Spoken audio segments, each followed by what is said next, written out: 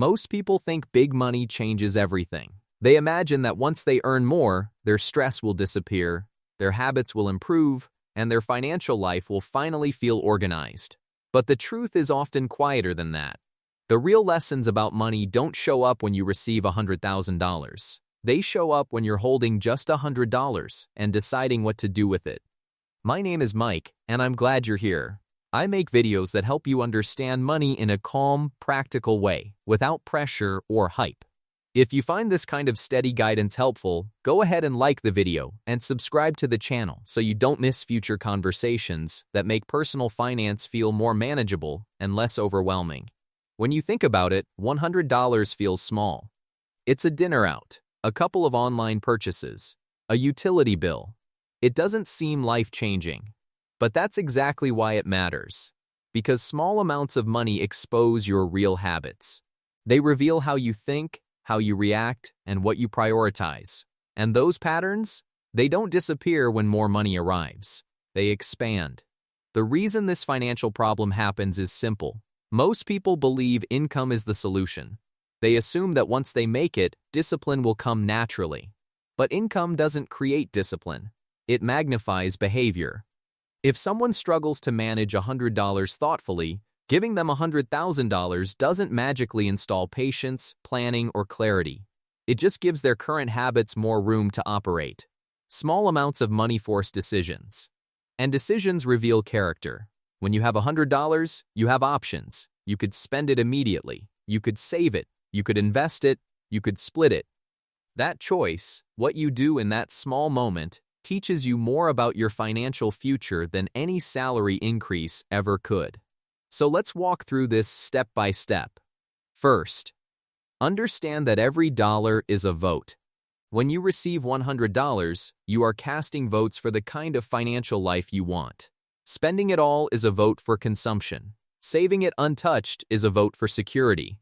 Investing it is a vote for growth. Paying down debt is a vote for freedom. None of those are automatically right or wrong. What matters is whether the vote is intentional. Second, separate emotion from decision. Small amounts of money often feel safe to spend impulsively because the consequences seem minor. But habits don't care about size. If you train your brain to react emotionally to $100, you'll react emotionally to $10,000 too. Third, practice allocation.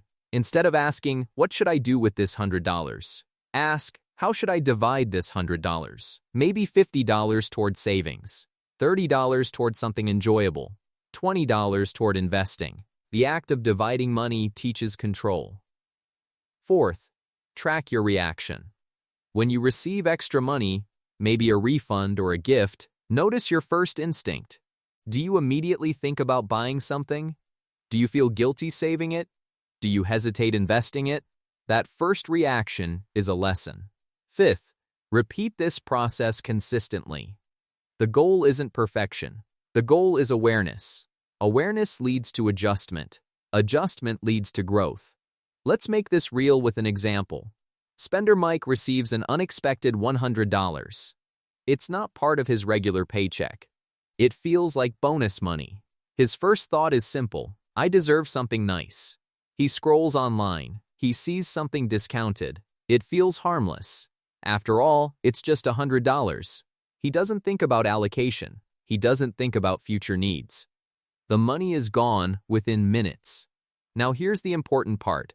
The issue isn't the purchase itself. The issue is the pattern. Spender Mike treats unexpected money as permission to consume. That pattern, repeated over time, means that every raise, every bonus, every tax refund becomes fuel for lifestyle expansion instead of financial progress. If Spender Mike received $100,000 with that same mindset, the number would be bigger, but the pattern would be identical. Faster upgrades, larger purchases, bigger commitments. The emotional reflex doesn't change just because the amount increases. That's why $100 teaches more. It reveals the reflex early, when the stakes are small. There are common mistakes people make around this idea. The first mistake is dismissing small money. People say, "It's only $100. It doesn't matter." But financial habits are built in small moments, not large windfalls. You rarely practice discipline with $100,000. You practice it weekly, in quiet, ordinary decisions. The second mistake is overcorrecting. Some people swing the other direction. They become rigid with small amounts, afraid to spend anything at all. They think saving every dollar proves responsibility. But financial health includes balance. Learning to thoughtfully enjoy some money is just as important as learning to preserve it. The third mistake is separating small money from long-term goals. People imagine their real financial life will begin when they earn more. But your real financial life is already happening. It's happening at $100. It's happening at $500. It's happening right now. So what's the simple action plan? Start with this. Create a rule for unexpected money. Decide in advance how you'll handle it. Maybe it's 50% toward long-term goals, 30% toward short-term needs, 20% toward enjoyment. Or maybe it's a different split. The exact percentages matter less than the consistency. Next, build the habit of pause. When money arrives, don't act immediately. Give yourself 24 hours. That small delay builds control. Control builds confidence. Then, track your patterns for 30 days. Not in a complicated spreadsheet, just notice. When extra money shows up, what do you do? Do you allocate it intentionally, or does it disappear without thought? After that, practice micro-investing. Even if it's just $10 out of that $100, put it towards something that grows. The act itself matters more than the amount. You're training your brain to think long-term. And finally, reflect monthly. Ask yourself, if someone gave me $100,000 tomorrow, would I handle it differently than I handled these smaller amounts? If the honest answer is no, then you know exactly where to focus your growth. Now let's zoom out to the bigger mindset shift. Most people chase big numbers because big numbers feel powerful. They feel like success. But true financial strength is quiet. It shows up in consistency, not windfalls.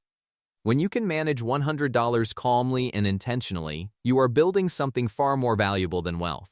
You are building self-trust. Self-trust means you don't panic when money comes in. You don't panic when money goes out.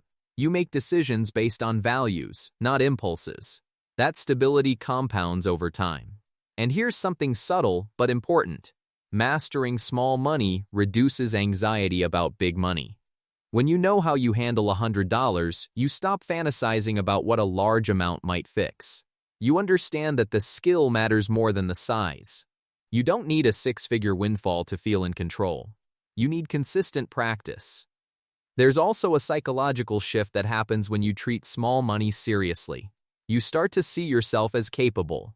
You stop waiting for future income to rescue you. You realize that financial maturity isn't unlocked by a certain salary. It's unlocked by repeated, intentional choices. The goal isn't to become obsessed with every dollar. It's to become aware of your behavior around every dollar. Because behavior scales. If you practice intentional allocation with $100, you'll allocate $1,000 thoughtfully. If you practice investing small amounts consistently, you'll invest larger amounts confidently. If you practice balancing enjoyment and responsibility now, you won't feel deprived later.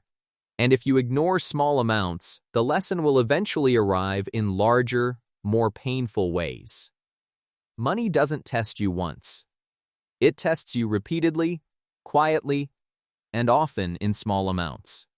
So the next time $100 enters your life, whether it's a side gig payment, a refund, or extra cash in your account, pause. See it as a teacher. Ask yourself what it's revealing. Is it showing patience? Impulse? Fear? Balance? Intention? That answer matters more than the number itself. You don't need $100,000 to begin acting like someone who can manage $100,000. You just need $100 and the willingness to practice. That's how discipline is built. That's how clarity grows. That's how confidence forms. And over time, those quiet habits do something powerful. They compound, not just financially, but psychologically. You become steadier, more deliberate, less reactive, more strategic. That's real financial progress. So remember this: big money magnifies, small money teaches. If you learn the lesson early, the future becomes much less intimidating. If this video was helpful and answered your questions, go ahead and hit the like button and subscribe for more videos like this.